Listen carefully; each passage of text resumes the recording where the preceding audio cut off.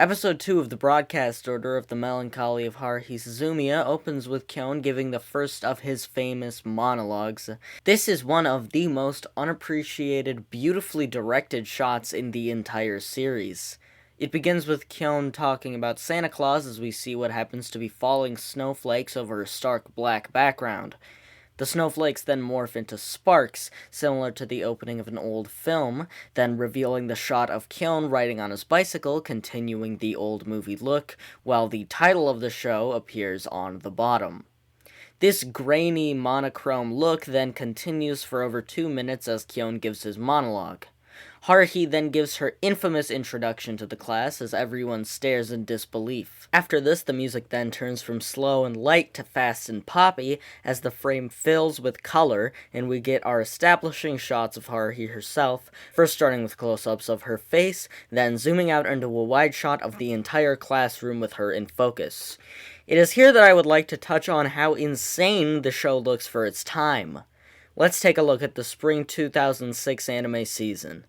The 3 shows of this season that have more members than Haruhi on my anime list are Ouran High School Host Club, Gintama, and Black Lagoon. Now for the record, I have not sat down to watch these shows in full myself because I do not need to delay this video any further, but I caught a sampling of the first episodes of all 3, and it is my belief that the only show that even comes close to Haruhi in terms of animation is Ouran High School, but that's mainly just due to the show's extremely unique art style. But even comparing Haruhi to something along the lines of Black Lagoon is a bit absurd due to the fact that I'm comparing one of the most impressive-looking action anime of the early 2000s to a weird self-referential moe show, and Haruhi still looks better. Anyways, going back to the episode, after one of my personal favorite anime openings of all time, we get another impeccably directed scene. It starts with a shot of all the corridors of the school, highlighting what all the average students tend to do, which is juxtaposed with Haruhi's activities. This juxtaposition is increased tenfold in the next shot, where we get a slow pan into the classroom window, and we see Haruhi sitting right next to all the other students as they're talking and having fun, while Haruhi is just sitting down looking angry as Kyon basically narrates exactly what I just said.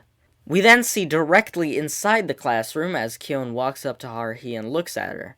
This shot is provided in a fisheye lens, further emphasizing that we're in Kyon's perspective.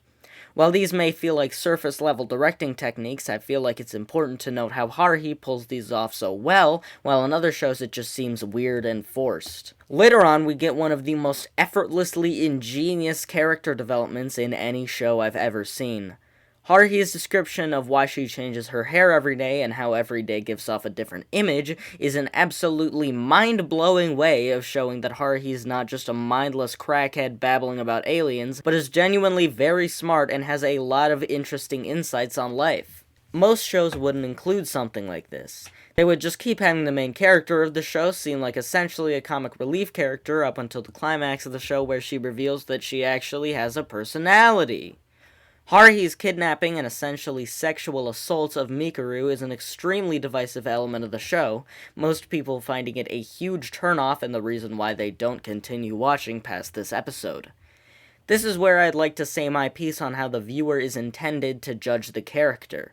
Now, obviously, while I can't speak for Tanigawa or any of the people who worked on the show, it seems to me that you're not supposed to like or dislike Haruhi. You're supposed to feel very conflicted about her.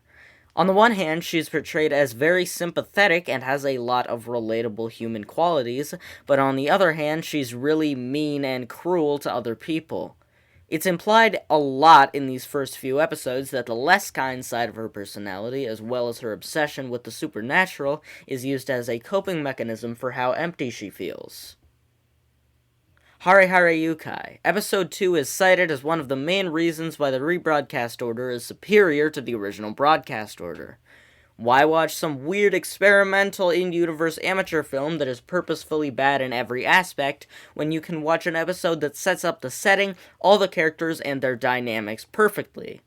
How I'd retort to this is that I don't think this episode really showcases the appeal of Haruhi very well. This episode is just a really fun setup for a moe show with some gorgeous directing, and I don't think that's anywhere near the appeal of Haruhi. To me, the thing that makes it so exciting is the crazy meta postmodern element of the series, which is showcased much better in Koi no Mikaru Densetsu. I honestly don't know if I would have been super excited to continue the series if I started the show on this episode. Continued in part 3. Sorry this video took so long to come out, it just took me a long time to figure out how I wanted to approach it. If you liked it, then check out part 1 of this series as well as my other anime videos. Just know that in part 1 I still had my really annoying 12-year-old baby voice, and it's slightly jarring at first, but you'll get used to it. You can also check out my second channel where I post all my bad videos. Thanks again for watching, and I'll see you next video.